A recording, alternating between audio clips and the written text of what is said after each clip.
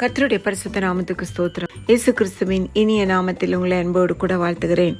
நம்முடைய தேவனாகிய கர்த்தர் நம்முடைய மூத்த சகோதரனாய் இயேசு கிறிஸ்துவை உயர்த்தினதை போல நம்மையும் உயர்த்த வேண்டுமா? அப்போஸ்தலனாகிய பவுல் பிலிப்பியர் 2 அதிகாரம் 3 முதல் 11 வசனங்கள் வரை ஒரு 4 கண்டிஷன்ஸ் நம்மளுக்கு சொல்றாரு. நம்ம என்ன செய்யணும்னா, முதலாவதாக மனத்தாழ்மையினாலே ஒருவரை ஒருவர் தங்களிலும் மேன்மையானவர்களாக எண்ண கடவோம். இயேசு கிறிஸ்து தேவனுடைய ரூபமாயிருந்தும் தேவனுக்கு சமமாயிருப்பதை கொள்ளையாடின பொருளாக எண்ணாமல் அவர் தம்மை தாமே வெறுமையாக்கி அடிமையின் ரூபம் எடுத்து மனுஷர் சாயலானார். அன்பானவர்களே, அவர் எப்பொழுதுமே தேவனை முதன்மையாக வைத்தார். யோவான் 15 அதிகாரம் 10 வசனத்தில், நான் என் பிதாவின் கற்பனைகளை கை கொண்டு அவருடைய அன்பிலே நிலைத்திருக்கிறது போல நீங்களும் என் கற்பனைகளை கை கொண்டிருந்தால் என்னுடைய அன்பிலே நிலைத்திருப்பீர்கள். உங்கள எல்லாரும் உங்களுடைய தாய் தகப்பனுக்கு பேரண்ட்ஸ் கீழ்ப்படுகிறீங்களா?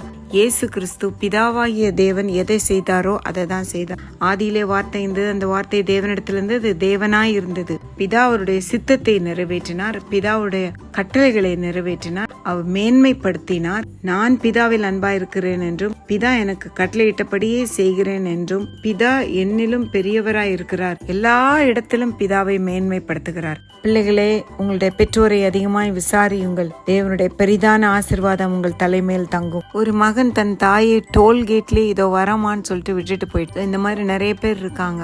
அவங்கள அதுக்கப்புறம் கொண்டு போய் ஒரு ஓல்டேஜ் ஹோம்ல சேர்த்தாங்க. ஸோ இது வரைக்கும் அப்படி இருந்தாலும் நீங்க இனிமேல் நீங்க ரொம்ப தாழ்மையை கற்றுக்கொள்ளுங்க.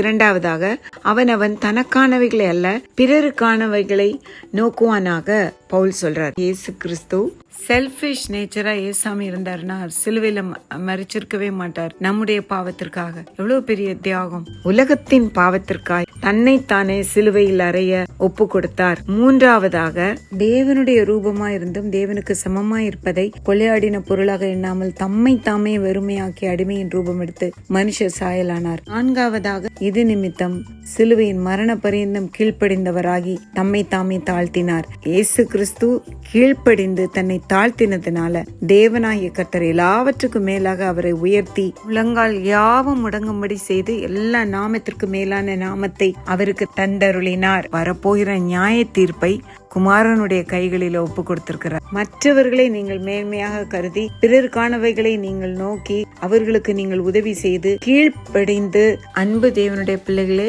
தேவனையும் உங்களுடைய சொந்த குடும்பத்தில் உள்ளவர்களையும் மற்றவர்களையும் அதிகமாய் நேசித்து கீழ்ப்படிந்து தாழ்த்தி அதிகமாய் நேசித்து விசாரிப்பீர்களானால் கண்டிப்பாக உங்களை உயர்த்துவார். யோசேப்பை போல உயர்த்துவார். அல்லேலூயா, ஆமென்.